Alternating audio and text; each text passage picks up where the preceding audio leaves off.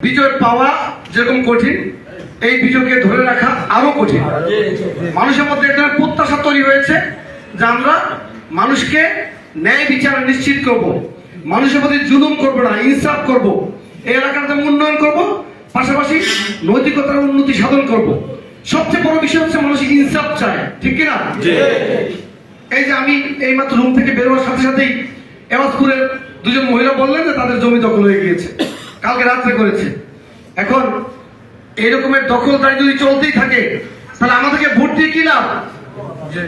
আমরা যারা রাজনীতি করি আমাদের দায়িত্ব হচ্ছে যে আমার জন্য যতটুকু বরাদ্দ ওই হারাম অংশটুকু আমি নেব, কারোর প্রতি জুলুম করবো না। এখন আপনি তো হঠাৎ করে মনে করেন বা আমি তো মনে করি যে আমার অনেক ক্ষমতা হয়ে গিয়েছে, পাশের বাড়ির এই যে এই লোকের সাথে আমার জমাজমির ঝামেলা, এই ফাঁকে আমি জমিটা নিয়ে নেই, তা না, এটা করা যাবে না। কারণ জমাজমি তো কেউ কারোরটা চাইলেই নিতে পারবে না, এটা একটা বিষয়। এরকমের সমাজে আরো অনেক ছোট ছোট বিষয় আছে যেগুলো আমরা সময় সুযোগ মতো এগুলো নিয়ে আলোচনা করব। আমরা কেউ অহংকারী হব না, জুলুমকারী হব না, এবং আমরা প্রত্যেকেই ন্যায় বিচার করার চেষ্টা করব। আরেকটি বিষয় হচ্ছে আমাদের নেতা জনাব তারেক রহমান গতকালকে আমাদেরকে নির্দেশনা দিয়েছেন যাতে আমরা বিজয় র্যালি কিংবা বিজয় মিছিল না করি, অতিমাত্রায় আমরা উল্লসিত না হই, উচ্ছ্বসিত না হই, ঠিক না? মানুষের জীবন তো সংক্ষিপ্ত, সংক্ষিপ্ত না? আজকে আজকে আমরা কালকে মরে যেতে পারি।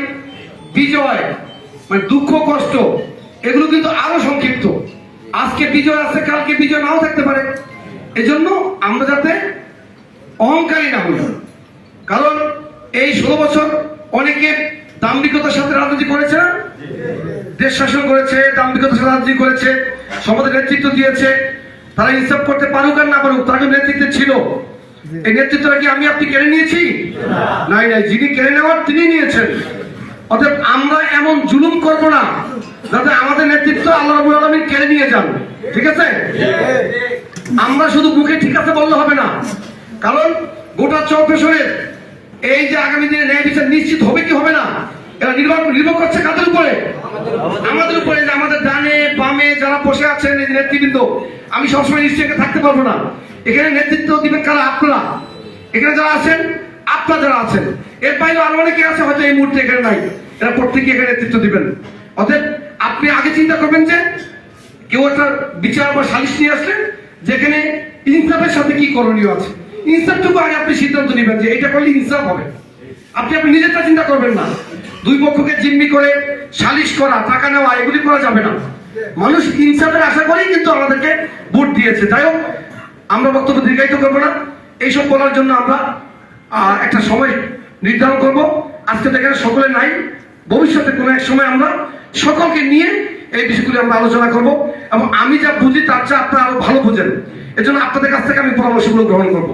আপনারা প্রত্যেকে আমার জন্য দোয়া করবেন, আমি আপনাদের জন্য দোয়া করি।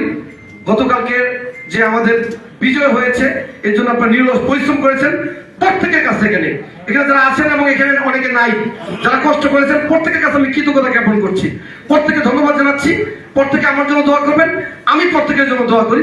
আল্লাহ রাব্বুল আলামিন যাতে আমাদের প্রত্যেককে নেক হায়াত দান করেন, পরিপূর্ণ রিজিক দান করেন। সকলকে ধন্যবাদ। আসসালামু আলাইকুম।